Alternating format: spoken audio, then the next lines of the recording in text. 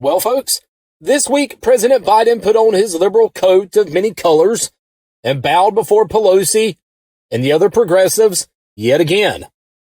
The advertised moderate-turn-liberal loose-spending lunatic has unveiled his massive $1 trillion infrastructure spending bill that would undoubtedly pass on increased taxes to every American and, in turn, destroy businesses, deplete workforces, and place more Americans into poverty. Today, I want to discuss what Biden truly has in store for Americans and their wallets and well-being. With businesses begging for workers, increased calls from grocery stores to gas stations, and ongoing cyber attacks on American infrastructure, our country is on a collision course for Democratic despair. Welcome back to the Closet Conservative Podcast. I am your returning guest host, Eric Wright. Let's get started.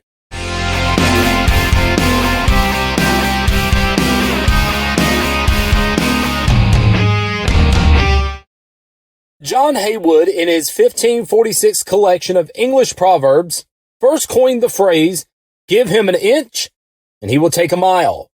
Some people are never pleased with what they are given. They demand more and more.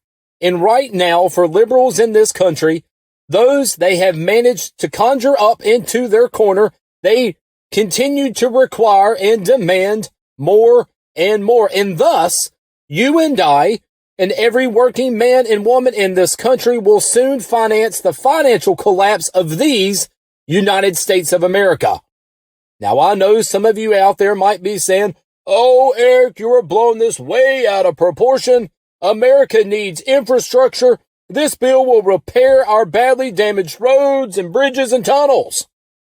And to that I say, if you buy into the Biden stank baloney, you have been taken. The American socialist machine has snookered you. By the end of these 4 years, our country, its people, and its products will be politically plundered and left for dead at the hands of the Democratic Party. Folks, I have said it once and I will say it yet again. Joe Biden couldn't manage a child's lemonade stand. And now, coupled with the COVID-19 relief money, all $6 trillion worth of it, Biden and his infrastructure bill will add another trillion to the table. Ladies and gentlemen, Congressional COVID bills have already accounted for over a quarter of American GDP. Our country cannot afford to spend anymore. We are tapped out. The chips are down and the cards the Democrats have dealt us Americans are a sure loss. But Biden knows he needs bipartisan support to get his infrastructure bill passed. He knows he does not have the votes in Congress to break the filibuster or 60 votes required. So, what does old Joe now propose? Well, let's attack businesses again. That's right. The ones who are still reeling from Democratic COVID lockdowns and begging for workers, throwing insane sign-on bonuses to hire people, will be on the book for finance of Biden's book of financial horrors and Pelosi's pet spending projects.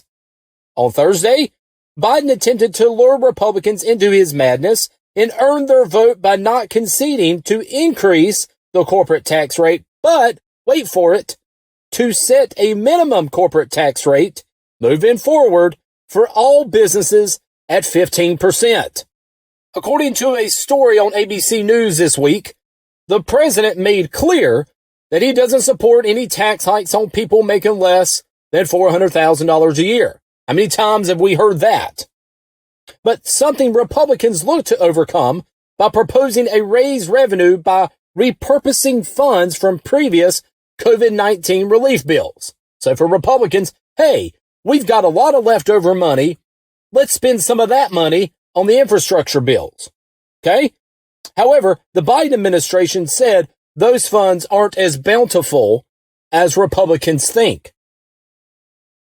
Okay? On Thursday, the Biden press secretary Jen Psaki stated there is a tiny, minimal amount left of all of that COVID relief money, and it's certainly not going to be enough to pay for the majority or the vast majority of these proposals. Folks, are you kidding me? Where did all of this money go?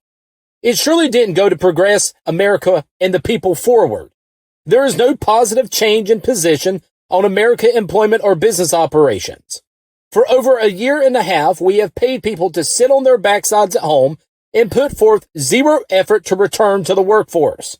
And who is paying for this? We all are. If you have a job, that is.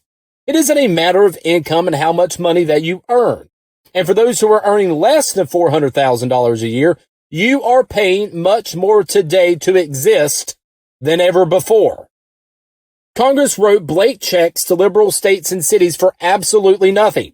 For schools, libraries, and museums that never opened, for frivolous pet projects to beef up city Wi-Fi and bike trails and park expansions for all the couch potatoes to stroll around with their newly acquired designer dogs purchased using their Biden stay-at-home salaries.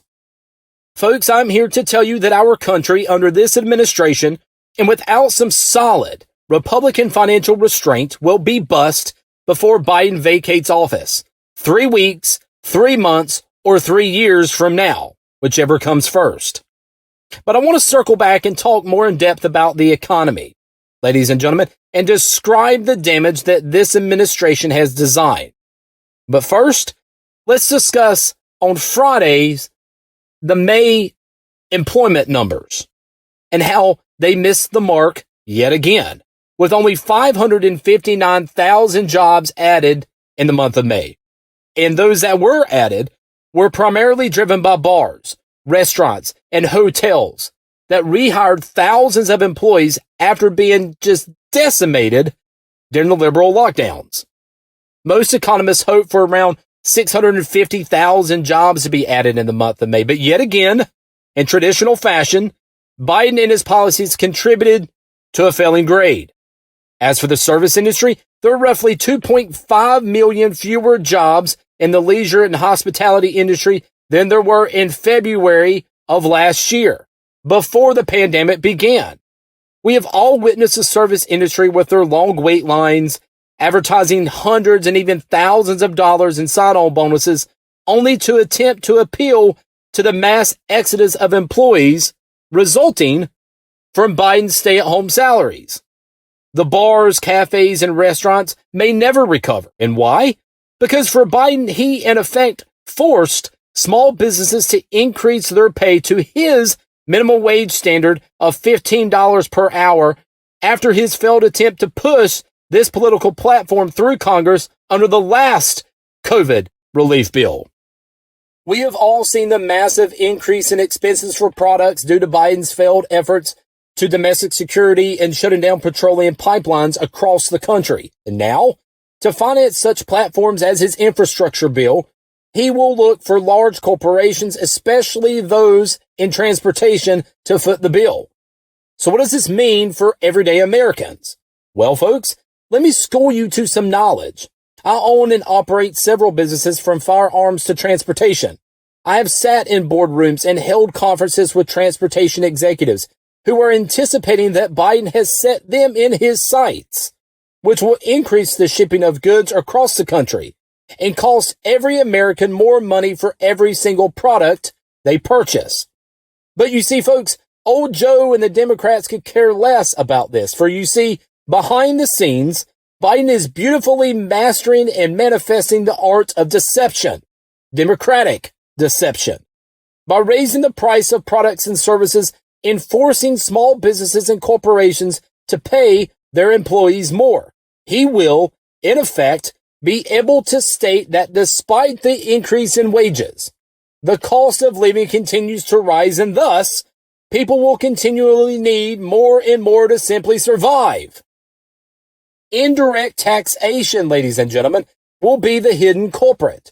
Under no circumstances will a company simply just absorb increased costs in labor, raw materials, and shipping without passing these increases on to their customers. If production goes up, so will your bill. And thus, regardless of your income, $400,000 more or less, you will all pay more. But if you make less than $400,000, you are affected more. Not the 1%, the 99%. But what about those who are and have made a career of living off government assistance? Well, nothing. And why? Because as I stated before, Biden and the liberal Democrats will simply say that the poverty line has raised as income has increased. But that doesn't take away from the continued need of these individuals. Wait and see, folks. People making $50,000 to $60,000 a year per person and households earning a combined $100,000 will be no better off. We will all be watching and witnessing 100K households swiping EBT cards at the checkout line. Don't believe me? Sit back and observe. And remember, you heard this first here. I want to thank you all again for tuning in to today's episode. And as always, whatever you do, do well. But do it as an American. This is Eric Wright, and you've been listening to the Closet Conservative Podcast.